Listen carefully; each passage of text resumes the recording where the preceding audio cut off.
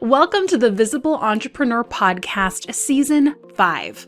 I'm your host, Michelle Lewis, founder of Visibility Vixen.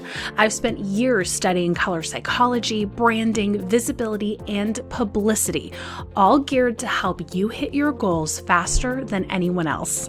I'm a TEDx speaker, Amazon best-selling author, and have helped thousands of entrepreneurs worldwide with their visual presence. I'm going to be going even deeper than I've ever gone before. I'm going to be sharing what's working, what isn't, what I'm struggling with, how I'm growing my business personally, and a lot of things in this industry that I think are simply untrue.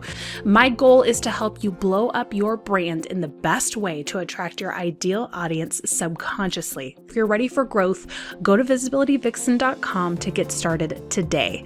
In the meantime, let's dive into today's episode. And if you think this is a topic that a biz bestie or a friend of yours or even a relative would love, do me a favor, forward it to them, and let's dive into this episode.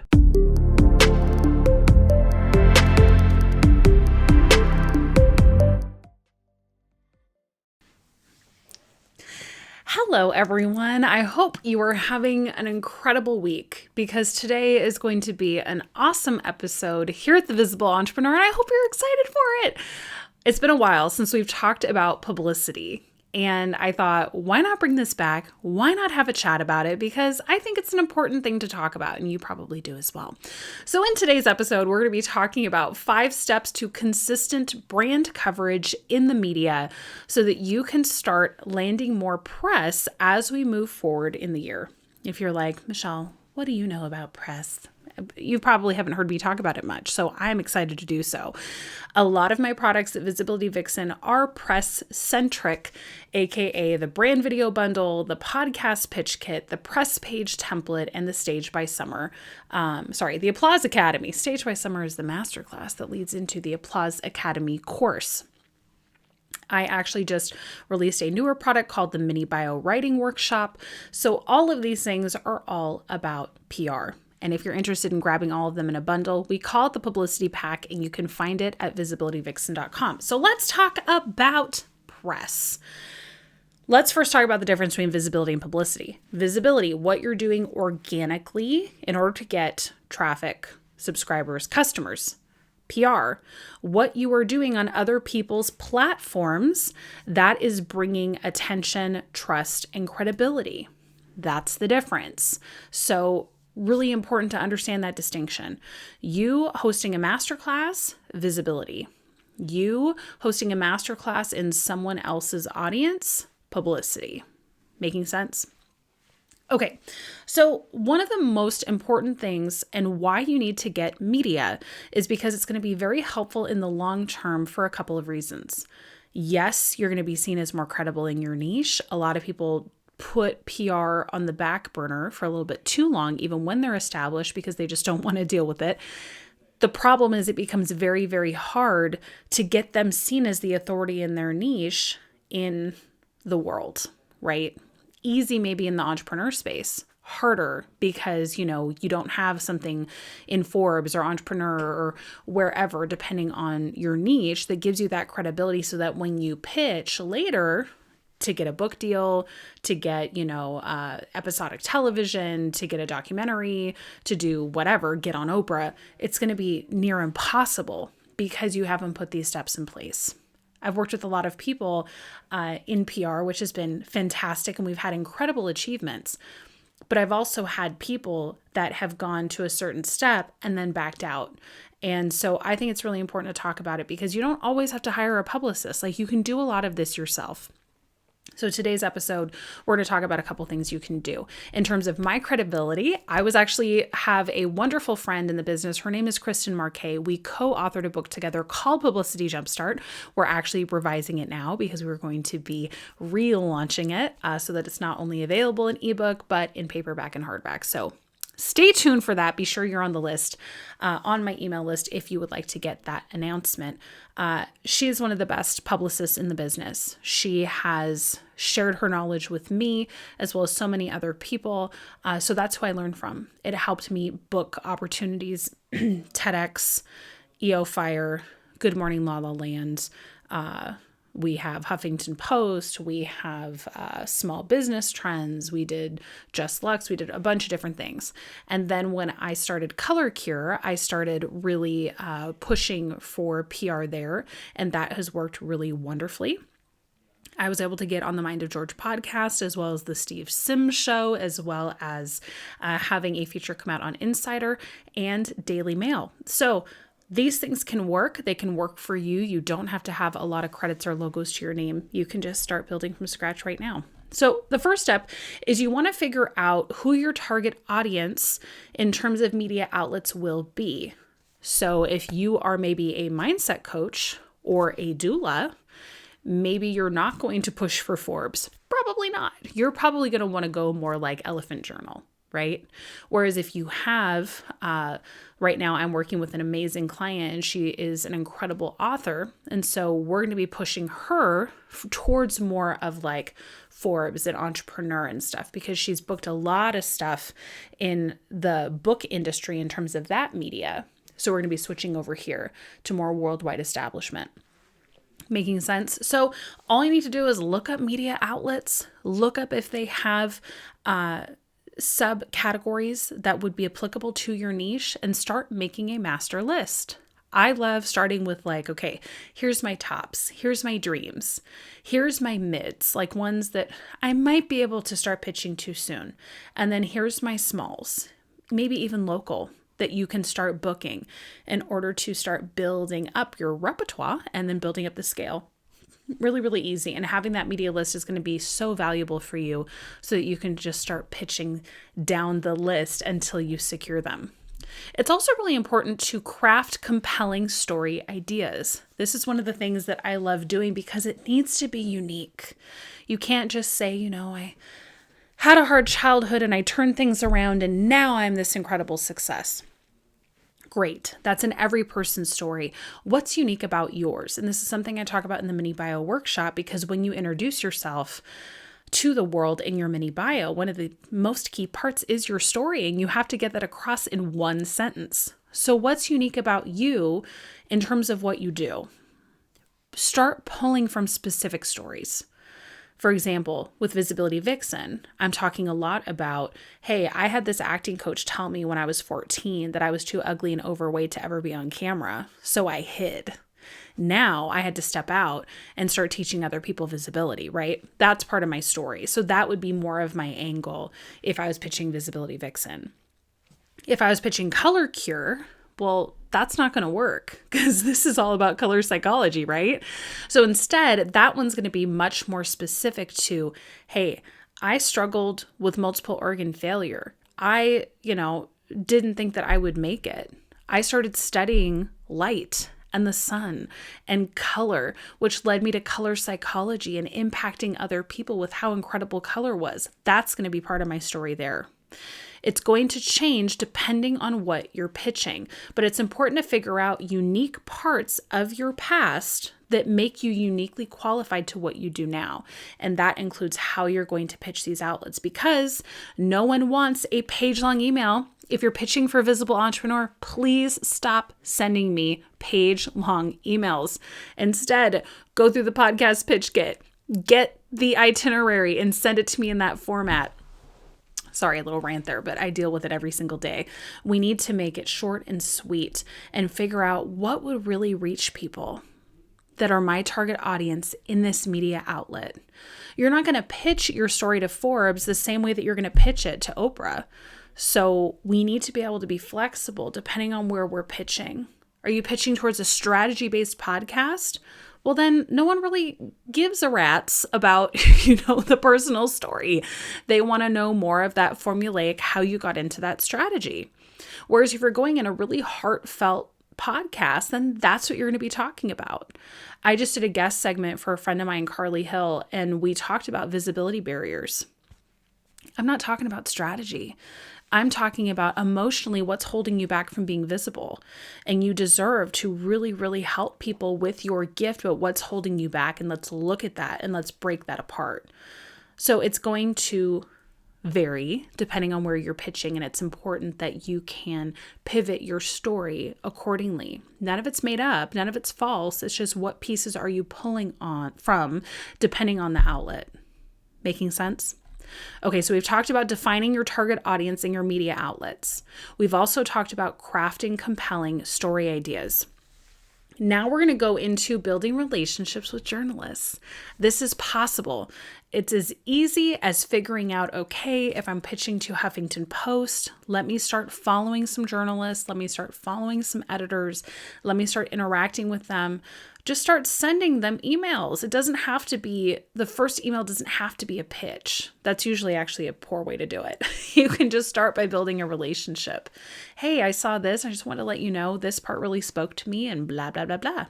If you're smart, you have a really cute, not necessarily cute, but strategic email signature that has, a nice photo of you and then has some links of how people can look more for you. But you can absolutely start with being a human being. That's absolutely possible. And it will leave a very nice taste in their mouth for when you do eventually pitch. Let me tell you a little hack that I think is very important because I see this all the time. It drives me crazy. Do not copy paste an email and then go in and edit the name, edit whatever, and think that the person is not going to see that you did that. Because here's the thing. I might get the email from you, but then I can hit reply to the email and I can see, because of the coding that happens, where you have changed things. I'm going to see the whole email, in my case, in purple, and then I'm going to see in blue where you changed the names. That's just the way it goes. So if you are going to use an email formula, that's fine. Put it in Google Docs. Copy and paste it inside of Google Docs, make your edits in Google Docs, then copy and paste that whole thing, paste the whole thing. Don't do edits inside of the email. If you haven't learned anything else from the Visible Entrepreneur podcast, you've learned that. And I promise you that can save you a feature. I do that with every pitch I get just to see. And if I see that it has been copy pasted, delete. Because I don't have time, right? If I'm going to bring you on my show, if I'm going to feature you in one of my blogs or something like that, I'm spending a lot of time on you, promoting you, knowing full well that the chances of you actually promoting the episode are slim to none. Maybe 5% of my podcast guests have actively shared the episodes they've been in. How do you think that makes me feel as the host? So having done that for so many years now, we're talking like, how old is this show? I think it's 5 years old. So many years now. Don't you think that I am going to be a little bit more flagged and cautious of who I bring on the show? So I am going to do at least that much. I'm just going to hit reply and look to see if it's worth my time. And 99% of the time, it's not. We really have to think of the places we're being featured on being backed by human beings, right? How do you think the person would have felt that featured me on Insider if I didn't at least say thank you? If I didn't at least share it to social media? If I didn't at least email my list? Why invest that time with me, right? So I don't mean to go on a huge tangent, but I do think it's important because when I say build relationships with journalists, that's exactly what I mean. Build a relationship, right? Because otherwise, there's really no point. It's just to serve you. And visibility is not about fame. It is about impact.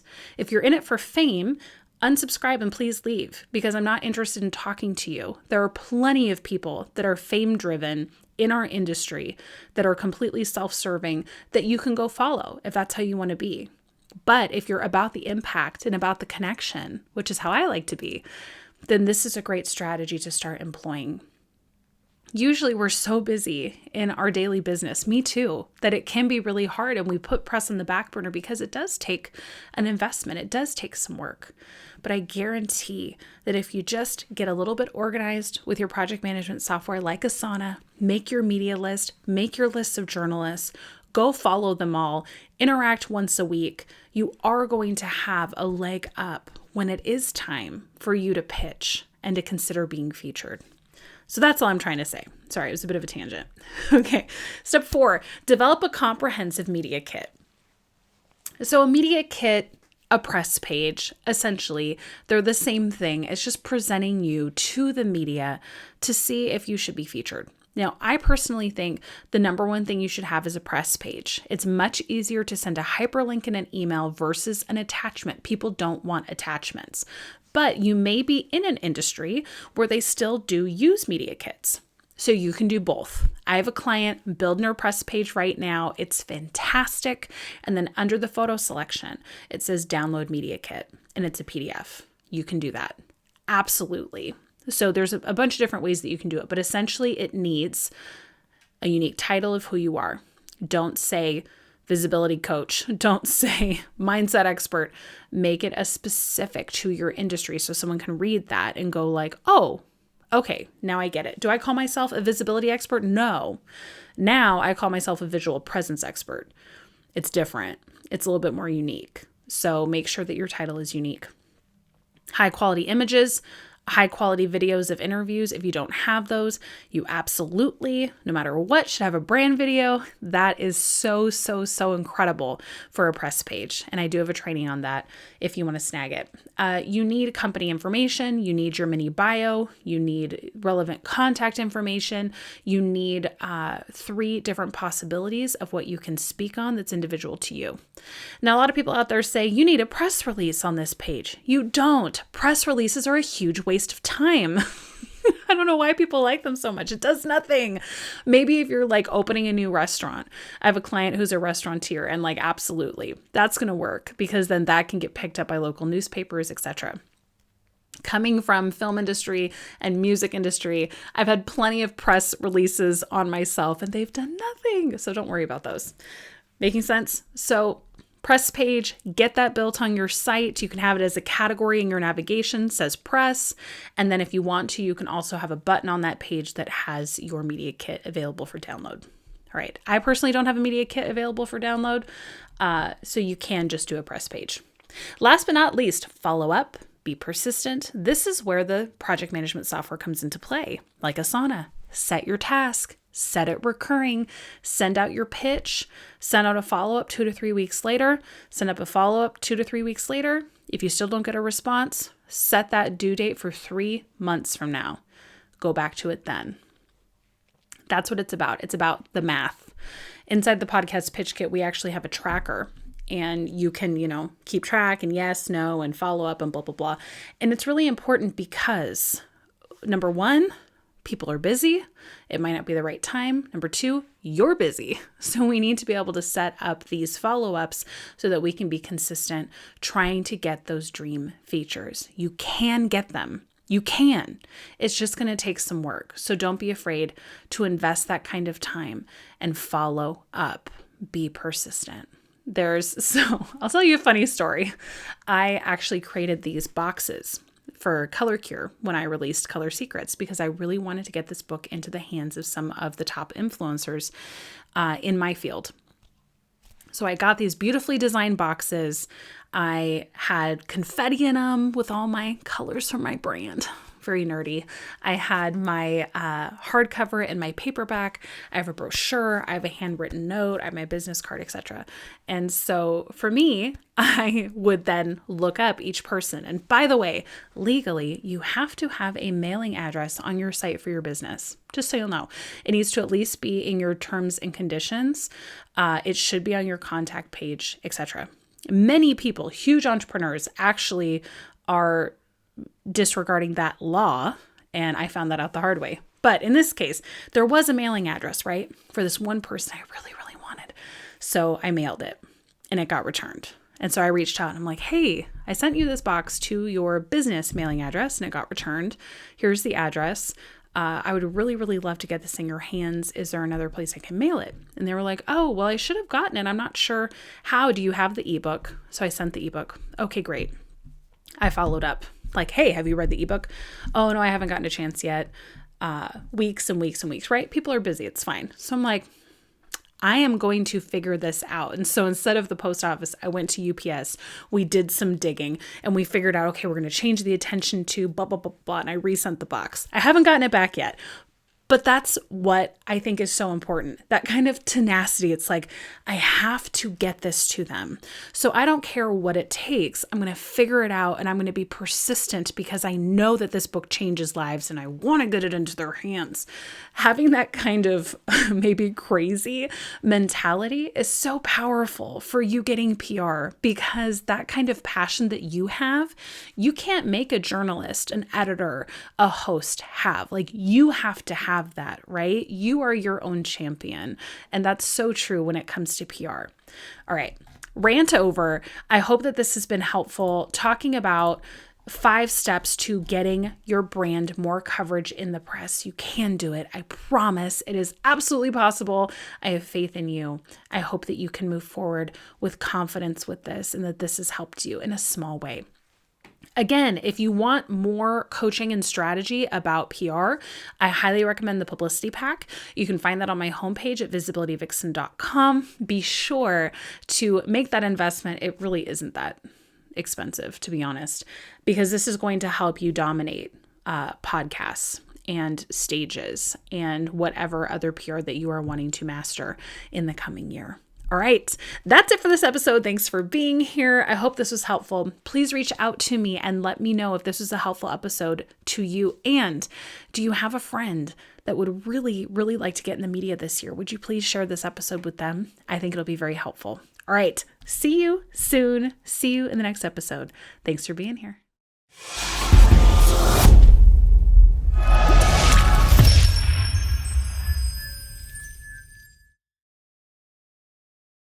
I hope you loved this episode as much as I did. Now, we're all about building a tribe here at The Visible Entrepreneur, so be sure to subscribe, leave a 5-star review, and then head on over to the Facebook group. It's a great place where you can practice your video, live stream, and really enjoy the community that we have built. In the meantime, I'll see you in the next episode. Now get out there and get more visible. That's a wrap.